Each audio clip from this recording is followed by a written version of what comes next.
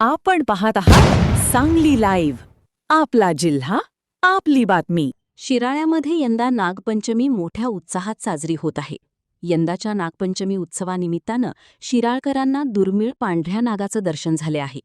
न्यायालयाच्या निर्देशानं नागपंचमी साजरी होत असताना केंद्र सरकारकडून मिळालेल्या विशेष परवानगीमुळे शैक्षणिक व प्रबोधनासाठी 41 नागप्रेमींना नाग पकडण्याची परवानगी मिळाली होती. त्यामध्ये शिराळा येथील कचाड नाग मंडळाला पांढऱ्या रंगाचा दुर्मिळ नाग सापडला आहे. अल्बिनो नाग म्हणून देखील याला ओळखलं जाते. पूर्ण पांढरा रंग असणारा हा नाग यंदाच्या नागपंचमीच्या उत्सवामध्ये सगळ्यांचा आकर्षणाचा विषय ठरला आहे. नागपंचमीच्या निमित्तानं जिवंत नागांचं दर्शन गेल्या 2 वर्षांपासून शिराळा नगरीमध्ये होऊ लागले आहे. यंदाच्या नागपंचमीमध्ये पांढऱ्या रंगाचा नाग शिराळकरांसह भाविकांना पाहायला मिळत असून पांढऱ्या रंगाच्या नागाला पाहण्यासाठी मोठी गर्दी होत आहे. जगप्रसिद्ध असलेली नागपंचमी आज उत्साहाच्या ह्याच्यात साजरी होत आहे. आमच्या कच्चाडी युवा शक्ती नागराज मंडळाला अल्बिनो जातीचा पांढरा शुभ्र नाग आम्हाला सापडलेला आहे.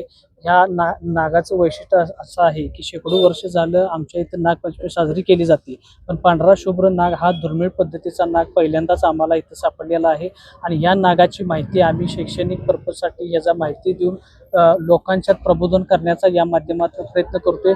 त्याचबरोबर प्रबोधन करता करता आम्हाला नागदेवतेची पूजा करण्याची संधीसुद्धा या केंद्र शासनानं राज्य शासनानं उपलब्ध करून दिलेली आहे. त्याबद्दल मी सर्वप्रथम महायुती सरकारचं मी आभार व्यक्त करतो.